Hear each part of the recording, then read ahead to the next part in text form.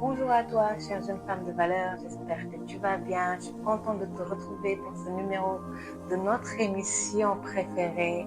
Et aujourd'hui, on va parler de quelque chose vraiment de très simple et j'espère que ça va bénir plusieurs femmes. Déjà, je veux vous remercier pour votre attention. Je veux vous remercier et que Dieu vous bénisse. Alors, ce qu'on va dire aujourd'hui, c'est parler du mépris. Tu sais, femme, dans notre société, pourquoi aujourd'hui beaucoup de femmes souffrent?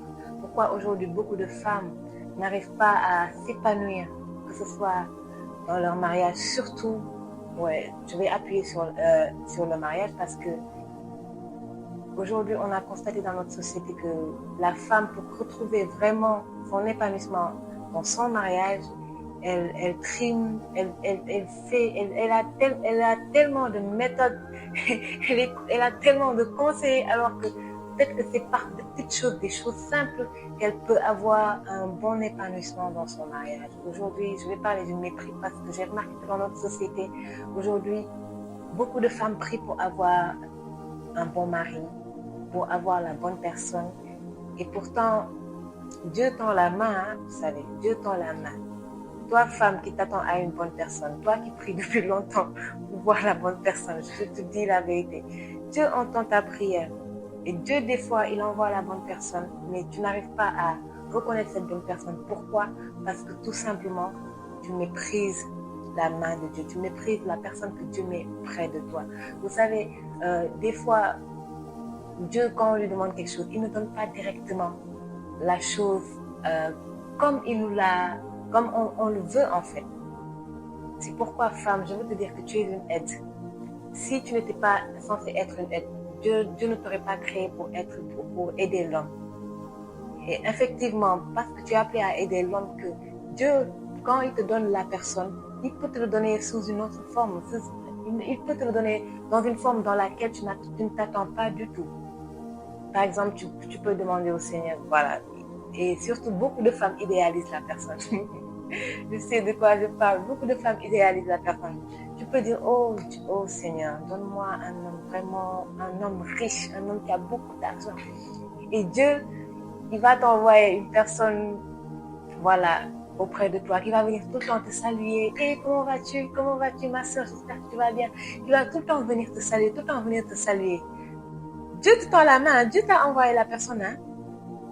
Au lieu de te demander pourquoi la personne là est tout le temps là, présente, elle me salue, tout ceci, tout cela, tu vois, tu vas te dire, mais celle-là, pourquoi elle me fatigue cette personne-là, elle est tout le temps là, en fait, tu vas bien, tu vas bien. À quoi elle me sert en fait? Alors que c'est peut-être Dieu qui t'a tendu la main, peut-être Dieu qui a répondu à ta prière.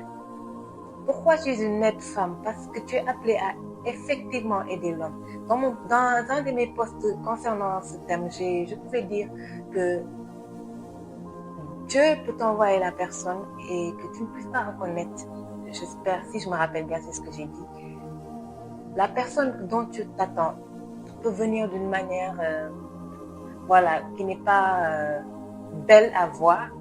Elle peut venir d'une manière, voilà, la personne peut venir avec, porter des chaussures très usées. Et quand tu la vois, tu te dis, mais alors que tu ne sais pas que tu es censé lui acheter peut-être de nouvelles chaussures, lui dire, tiens mon ami, porte ces chaussures. C'est ça ton rôle femme. Tu es appelé à aider l'homme. Si l'homme n'avait pas de faiblesse, si l'homme n'avait pas, si je dis faiblesse, toute faiblesse, c'est Dieu qui peut faire ça, transformer ça en force. Mais si je dis faiblesse, quand Dieu a créé l'homme, il a dit, je lui ferai une aide semblable. Et cette aide semblable, ça veut dire secours.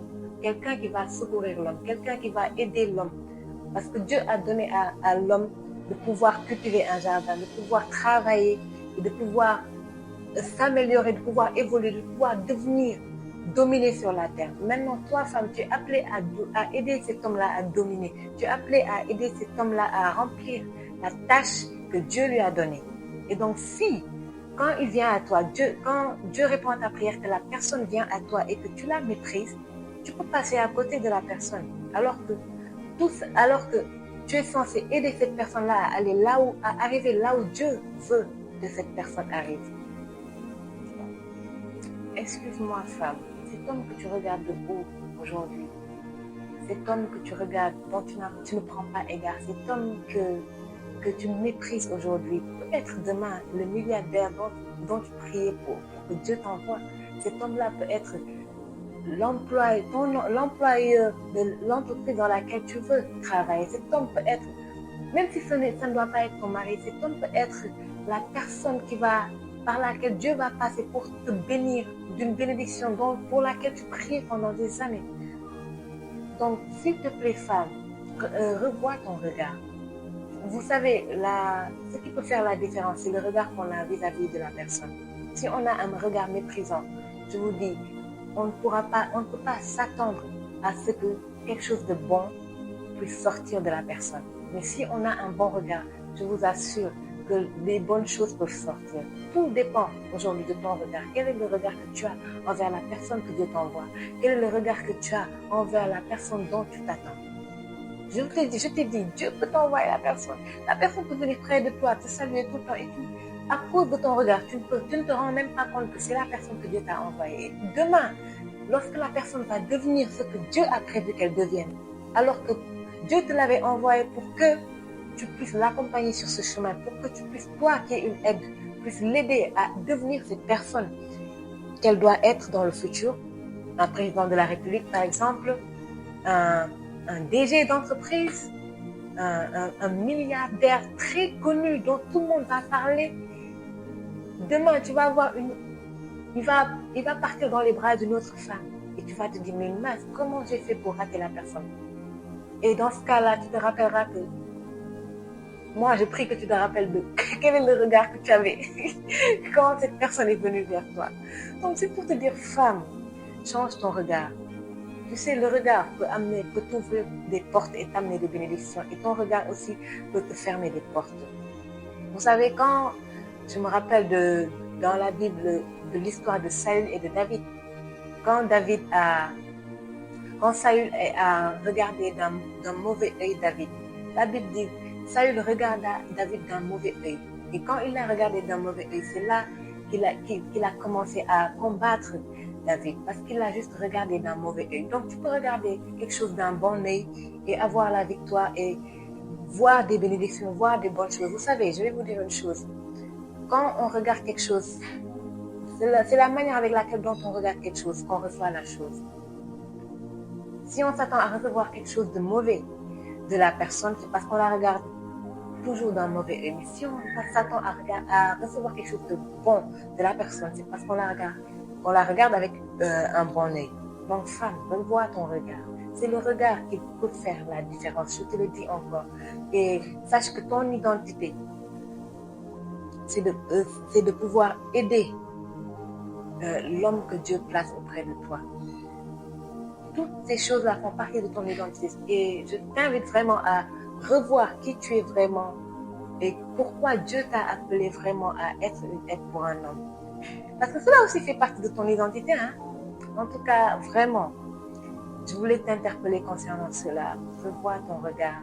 Revois comment tu regardes la personne pour qui tu pries depuis des années. Revois ton regard. Et je sais que si tu changes ton regard, si tu as un bon regard, Dieu te fera énormément de bien. Il t'enverra la personne que tu veux. Je te dis quoi? Donc, femme, je te dis à très bientôt pour un autre numéro de Jeune Femme de Valeur. J'espère que cette vidéo va t'aider et tu vas pouvoir aller de l'avant et avoir un meilleur regard pour ce que Dieu a prévu pour que tu puisses recevoir même ce que Dieu a prévu pour toi. Sache que ton regard, comme je l'ai dit tout à l'heure, fait la différence. Donc, je te dis, femme, à la prochaine et que Dieu te bénisse, qu'il te fasse énormément de bien. Amen.